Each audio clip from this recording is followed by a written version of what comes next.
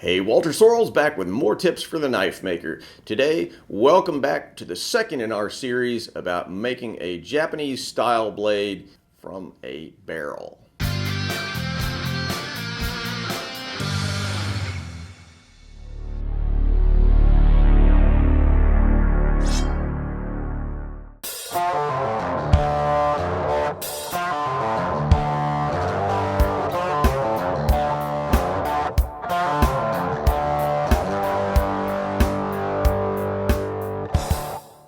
When we left off in part 1, we just finished forging a Japanese-style tanto made by forge welding a piece of mild steel into a worn-out barrel.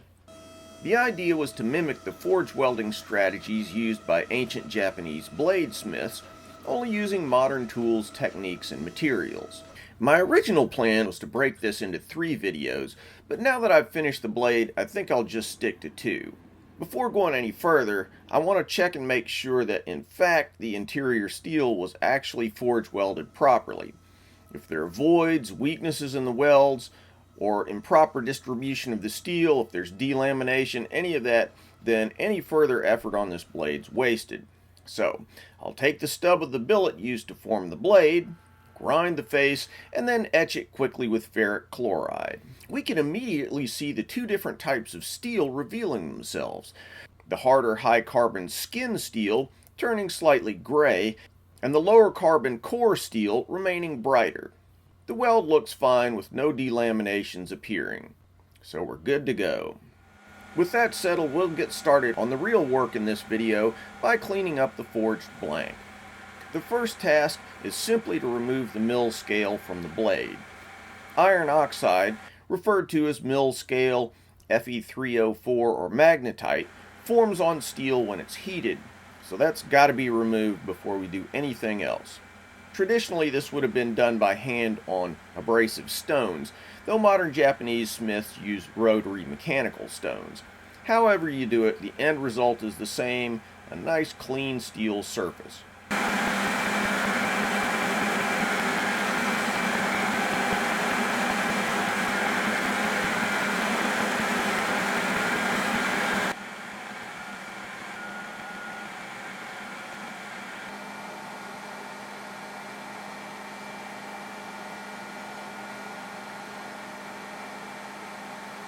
Once the scale's been removed, I'll begin shaping the blade in earnest, making sure the tapers and proportions are correct.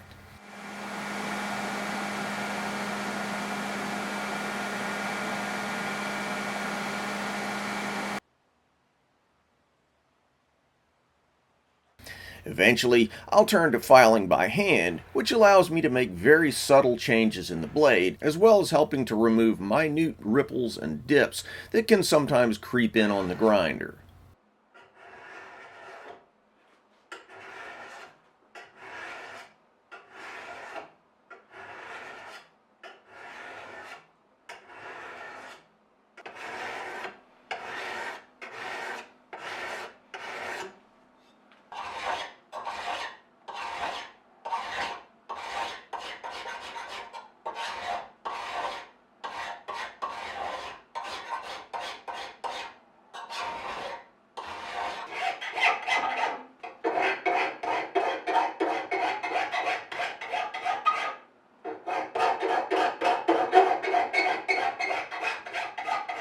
So now we've got it generally shaped. The one thing I haven't done at this point is that I haven't properly shaped the tang, known in Japanese as the nakago.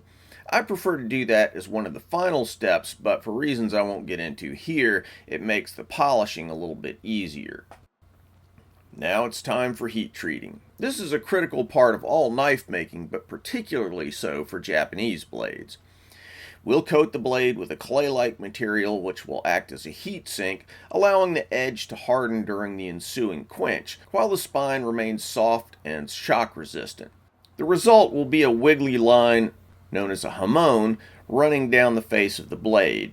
This line is a visual record of the demarcation between the unhardened perlitic structure of the spine and the hardened martensitic structure of the edge. Now, it's not uncommon for people to confuse the forge welding schemes used in making Japanese blades with the claying and hardening process used to create the hamon. As this project demonstrates, two totally different things.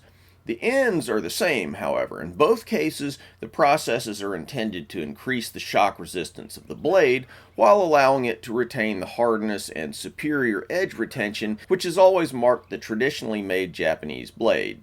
Obviously, this isn't traditionally made, but the principle's the same. Alright, now that we've got the blade clayed up, we'll heat it in the forge and quench it. Again, we're departing from traditional methods slightly. Traditionally, the Japanese sword is quenched in water, and that's typically how I do it too. But here we'll be using a modern industrial fast quenching oil, which sort of mimics the cooling curve of water while still decreasing the likelihood of causing the blade to crack. Even the best Japanese smiths crack a fair number of blades during water quenching, something that can be pretty heartbreaking after investing 100 or so hours in the making of a blade. There are a host of trade-offs involved in water versus oil quenching, too many to get into here, but suffice it to say that the quenchant can affect blade curvature, hamon detail, and a variety of other things. And into the oil it goes.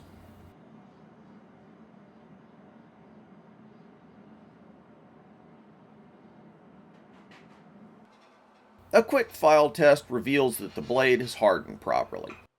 So, after cleaning off the clay, I'll go ahead and stick it in my tempering oven at 400 Fahrenheit for an hour to reduce the brittleness of the steel.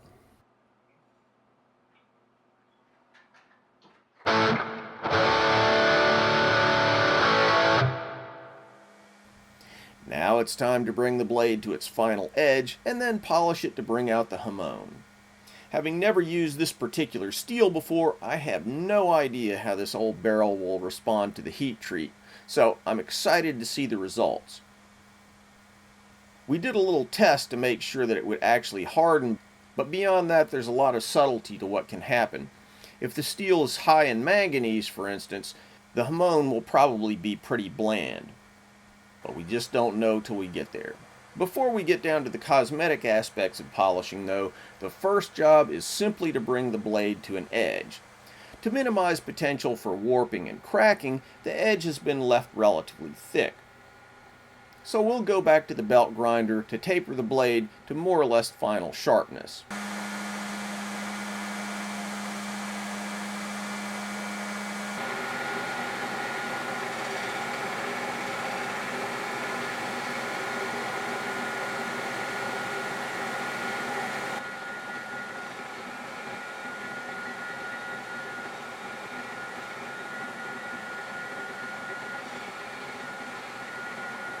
The hamon is now beginning to reveal itself.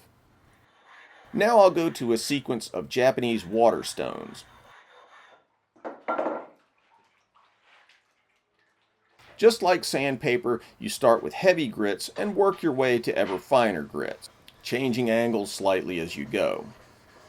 This abrasive process begins to reveal additional details of the hamon, although again it's very hard to capture on video.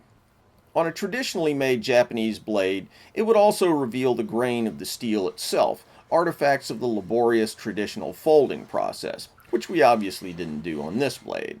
The polishing of Japanese blades is an enormously complex subject that's outside the realm of this video.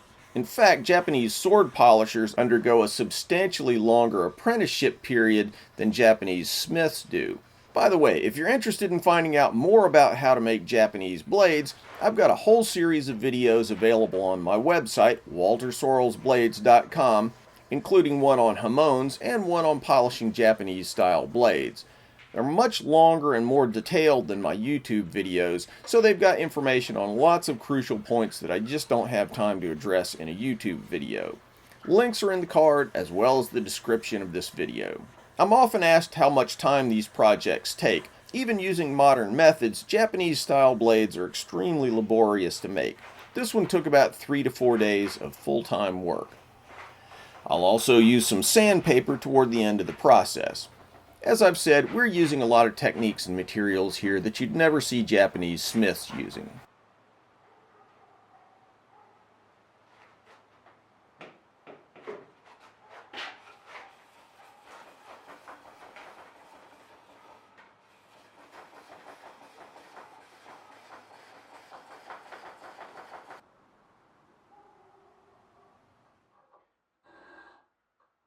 Following the polishing and a light etch in a very mild acid, I'll file the tang to its final shape.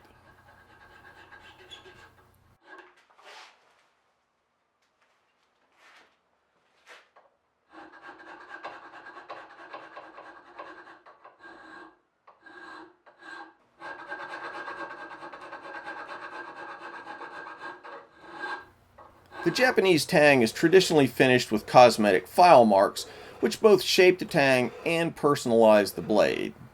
The tang of a Japanese blade is never polished, so the condition of the rust on the tang serves as a gauge of the blade's age.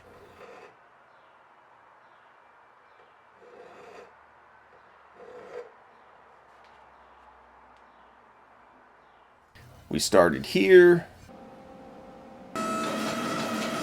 and here's the ultimate result. Barrel to blade.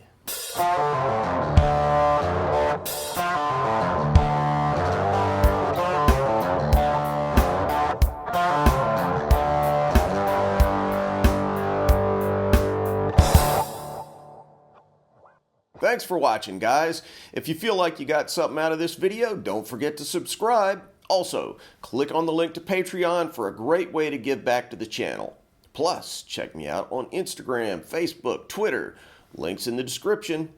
If you want something sharp and pointy, maybe a gift for yourself or one of the cooler people in your life, check out my Tactics Armory website and pick up one of our tactical or outdoor knives. And finally, if you want to learn to make hamones or Japanese swords, check out WalterSorrellsBlades.com, where you can find videos about how I make hamones, as well as forging, mounting, polishing, and fittings for Japanese swords. Thanks, and see you soon.